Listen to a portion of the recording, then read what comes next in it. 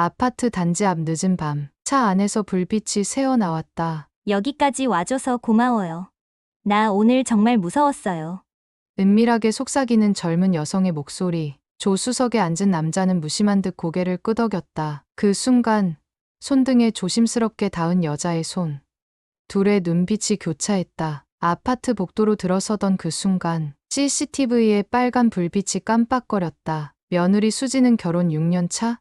평범한 회사원이자 조용한 아파트 단지의 새댁이었다. 하지만 어느 날부터인가 남편의 늦은 귀가, 핸드폰에 잠근 패턴, 끊이지 않는 퇴근 회식 핑계가 그녀를 불안하게 만들었다. 그러던 어느 날 새벽녘, 수지는 남편이 자고 있는 틈을 타 핸드폰을 살짝 들여다보다 깜짝 놀랐다. 오늘도 잘 참았다. 당신만 보면 마음이 요동쳐. 익숙한 번호, 낯선 문장. 수진의 손이 떨렸다. 다음 날 남편은 아무렇지도 않게 식탁에 앉아 있었다. 계란 후라이 조금 태웠네. 그 말에 수지는 조용히 일어나 안방으로 들어가 문을 잠갔다. 문 뒤에서 그녀는 속삭였다. 당신, 나 몰래 누굴 만나고 있는 거야. 수진 씨 맞으시죠? 전화기 너머 낮고 조심스러운 여성의 목소리가 들려왔다. 수지는 잠시 숨을 멈췄다. 상대는 또박또박 말했다. 그쪽 남편, 우리 회사 최 대리 맞죠? 수지는 가슴이 철렁 내려앉는 기분을 느꼈다. 저 그냥 이대로 넘어갈까도 생각했는데요. 오늘은 그 사람이 저한테 준 마지막 날이었거든요. 수진의 손이 떨렸다. 식탁에 놓인 머그컵이 찌르르 진동을 울렸다. 그날 오후 수지는 아이의 학원 데려다주는 길을 핑계로 회사 근처 카페를 찾았다. 마주 앉은 여자는 또래로 보였지만 훨씬 차분해 보였다. 블라우스 소매를 내리며 말했다. 전 잘못한 거 맞아요. 하지만요, 그 사람 이미 오래전부터 마음이 없었어요. 수지는 아무 말도 하지 못했다. 말라버린 입술을 적시려 커피를 들었지만 손끝이 식은 감정을 감추지 못했다. 카페를 나와 돌아가는 길. 수지는 무거운 다리를 이끌고 집으로 돌아왔다. 그리고 그날 밤 남편이 샤워실에 들어가자마자 수지는 다시 핸드폰을 들여다봤다. 통화 목록, 문자함, 사진첩. 그 안에는 웃고 있는 두 사람의 셀카가 있었다. 하얀 셔츠, 노을진 바다, 그리고 어깨를 감싼 남편의 팔. 이건 여행이잖아. 수진의 숨이 가빠졌다. 이건 회식도 출장도 아니었다. 그녀는 눈을 감았다. 그리고 조용히 복사 버튼을 눌렀다. 며칠 전 남편이 무심히 던졌던 한마디가 수진의 머릿속을 떠나지 않았다. 당신, 이번 주 출장 어디라고 했지? 강릉 새로 오픈하는 지점 회의가 있다고 했잖아. 그날 이후 수진의 의심은 짙은 그림자처럼 일상을 덮어버렸다. 어제 내연녀에게 직접 들었던 그 말이 그녀를 더욱 단단하게 만들었다. 이미 오래전부터 그 사람 마음은 떠났어요. 수지는 결심하듯 옷장을 열었다. 고요한 새벽 공기를 뚫고 그녀는 차가운 표정으로 외투를 걸쳤다. 고속버스 터미널. 수지는 조용히 헤드폰을 끼고 창가에 앉았다. 눈을 감아도 내연녀의 목소리가 맴돌았고 남편의 거짓말이 귓속을 찔렀다. 몇 시간을 달려 도착한 강릉.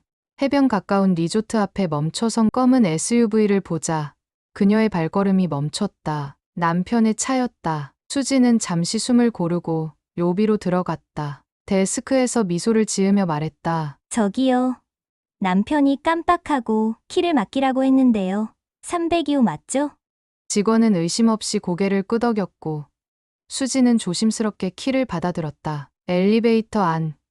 그녀는 핸드백 속 사진을 손에 꼭 쥐고 있었다. 302호 문 앞에 선 수진. 심호흡을 몇 번 하고 조심스럽게 카드키를 밀어 넣었다. 문이 열리는 순간 싸늘한 공기와 함께 내부의 풍경이 눈에 들어왔다. 침대 옆 테이블에는 두 개의 텀블러, 베개 머리맡에는 여성용 클렌징 티슈, 욕실 선반엔 남녀의 칫솔이 나란히 놓여 있었다. 그리고 거실 테이블 위에 무심히 올려진 폴라로이드 사진 한 장. 남편과 어제 카페에서 마주했던 그 여자. 바다를 배경으로 손을 맞잡고 웃고 있었다. 그 순간 복도 쪽에서 문이 열리는 소리가 들려왔다. 수지는 반사적으로 커튼 뒤로 몸을 숨겼다. 남편의 웃음소리가 방 안을 가볍게 가르며 흘러나왔다. 여기 오니까 진짜 힐링되지 않아? 그 목소리는 놀랍도록 평온했다. 거짓이 아니라 마치 일상의 연장선 같았다. 수지는 손에 쥔 폴라로이드 사진을 강하게 움켜쥐었다. 이젠 끝내야 한다는 생각뿐이었다. 그녀는 조용히 방을 빠져나와 리조트 문을 닫았다. 그리고 해질녘 바닷가 벤치에 홀로 앉은 수진, 손에 들린 사진을 천천히 찢으며 중얼거렸다. 이제 나도 끝내야겠어. 붉게 물든 바다는 그녀의 마지막 결심을 지켜보고 있었다. 수지는 바다에 등을 지고 걸었다. 찢어진 사진 조각이 바람에 흩날렸고 그녀의 발걸음은 리조트와 점점 멀어졌다. 그날 밤 서울로 돌아오는 고속버스 안, 어둠 속에서 그녀의 눈은 쉬지 않고 핸드폰을 스크롤하고 있었다. 변호사 사무실, 심부름 센터, 위치 추적기 대여.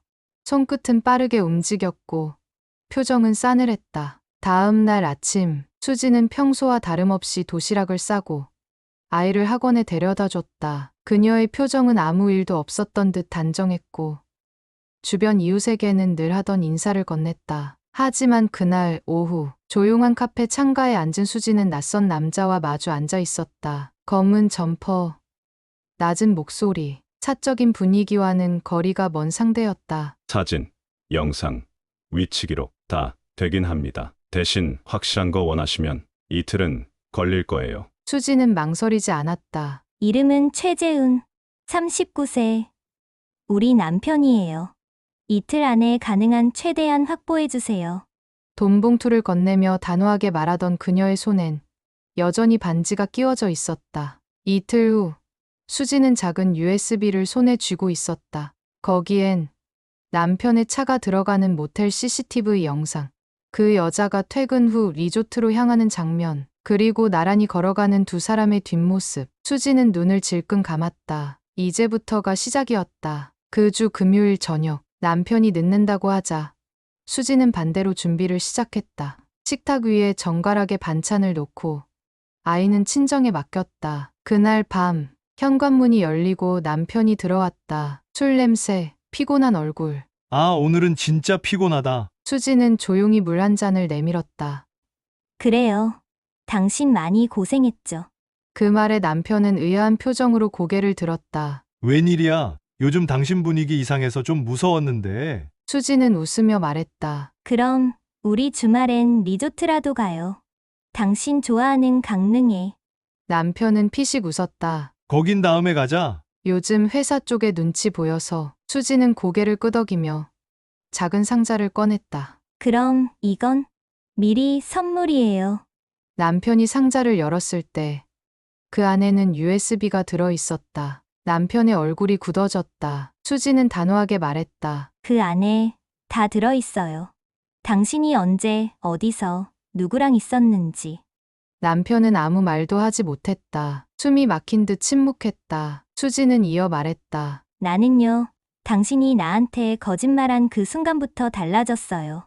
수지는 강릉에서 돌아오자마자 코트를 벗지도 않은 채 침대에 몸을 던졌다. 창밖으로 흐릿한 도시 불빛이 스며들었다. 그녀는 말없이 핸드폰 사진첩을 열었다. 찢어낸 폴라로이드 사진에 조각을 찍어두었던 사진 한 장. 사진 속 웃고 있는 두 얼굴은 도무지 현실 같지 않았다. 다음 날 수지는 친정 엄마에게 아이를 맡긴 채 외출했다. 강남역 근처 부동산 사무실. 그녀는 낯선 중개인에게 계약서를 보여주며 말했다. 여기 남편 앞으로 된 오피스텔인데요. 혹시 최근에 이 집에 누가 출입한 기록 확인할 수 있을까요?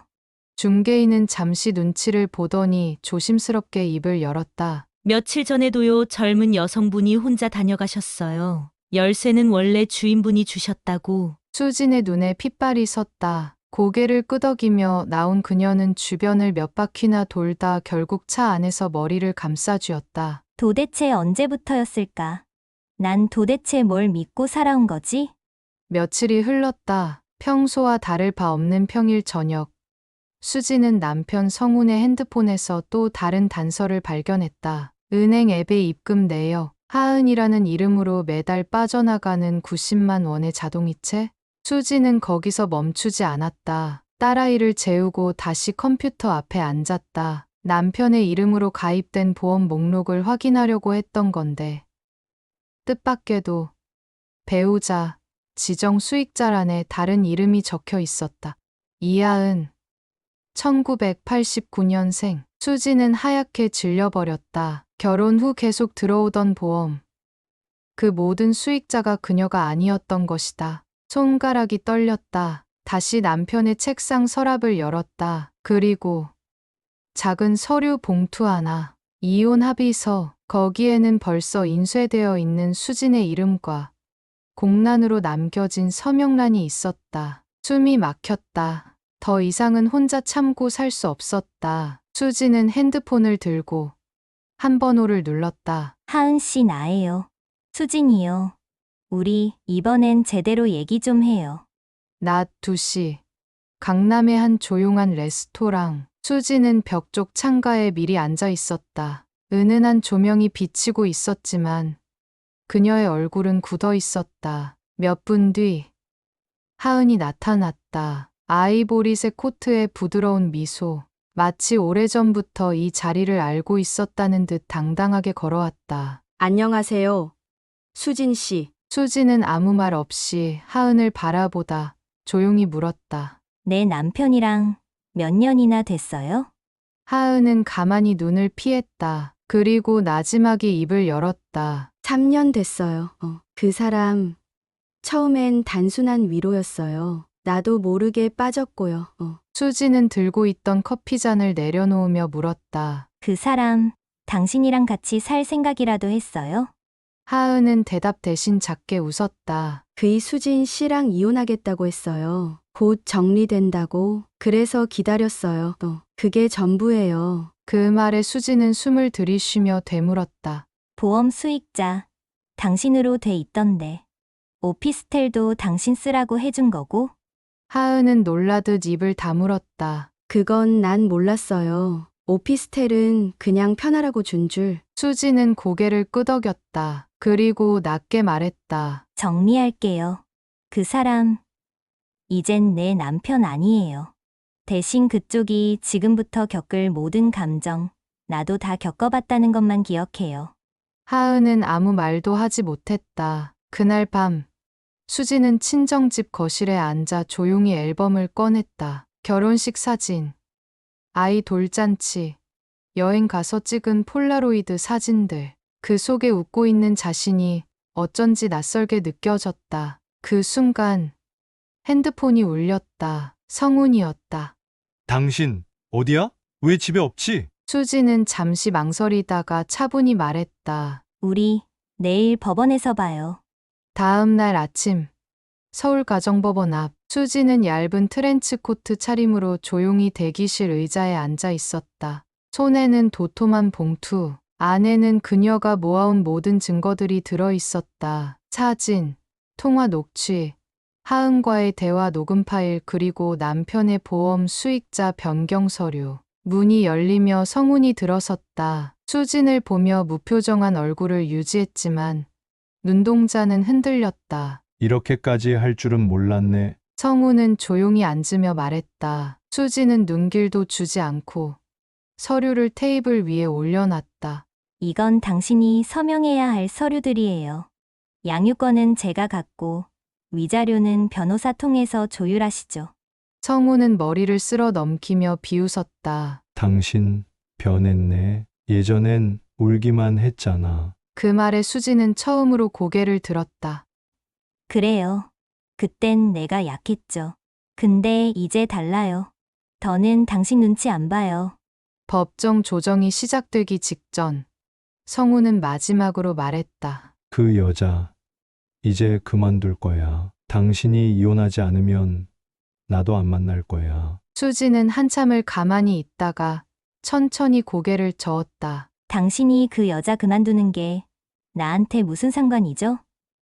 나 이미 당신 손에서 빠져나왔어요. 법정 복도에 울리는 안내 방송. 수지는 봉투를 챙겨 일어섰다. 그리고 마지막으로 말했다. 이혼 그렇게 쉽게 끝나는 거 아니죠. 대신 시작도 쉽지 않았던 거예요. 그날 오후 수지는 친정 엄마의 집으로 돌아왔다. 엄마는 묵묵히 식탁 위 국을 데우고 있었고 수지는 마치 오래전으로 돌아간 듯 조용히 엄마 옆에 앉았다. 이젠 다시 시작할게요. 나답게. 엄마는 말없이 그녀의 손을 잡아주었다. 며칠 후, 수지는 동네 카페에 앉아 있었다. 테이블 위엔 노트북과 녹음기, 그리고 변호사 사무실에서 받은 문서들이 펼쳐져 있었다. 그녀는 천천히 마우스를 움직여 한 장의 이메일을 열었다. 제목 국세청 익명 제보 접수 확인서, 내용 귀하의 제보는 접수되었으며 사안에 따라 조사에 반영될 수 있습니다. 수지는 화면을 조용히 닫았다. 그녀가 손에 넣은 자료는 남편의 회사 자금 유용, 내연녀의 허위 채용, 보험금 변경 서류까지. 법적으로는 이혼 조정서 한 장이면 끝났지만 그녀의 복수는 아직 끝나지 않았다. 친정집으로 돌아온 그녀는 마루에 앉아 아이와 블록을 쌓았다. 작고 단순한 일상이 가장 값진 것임을 이제야 알았다. 그날 밤 성훈에게 한 통의 메일이 도착했다. 제목 보험금 변경 사유 소명 요청, 담당 심사관 김지은. 성훈은 얼굴이 창백해졌다. 모든 게 무너지는 소리. 성훈은 그걸 느낄 수 있었다. 수지는 커튼을 열고 창밖을 내다봤다. 하늘은 흐렸지만 그녀의 눈엔 햇살이 내려앉는 것 같았다. 그녀는 혼잣말처럼 말했다. 이젠 그 누구의 그림자도 없이 나로 살 거야. 그리고 화면이 천천히 어두워지며 그녀의 손에 들린 한 줄 문구가 클로즈업 된다. 진짜 복수는 당신 없이도 내가 잘 사는 거야. 잘 지내, 성훈 씨. 당신 없이도 나는 이렇게 잘 살아갑니다. 흐린 하늘이었지만 그녀의 눈엔 오랜만에 햇살이 내려앉는 것 같았다. 이 이야기는 아직 끝나지 않았습니다. 구독과 좋아요, 알림 설정 부탁드립니다.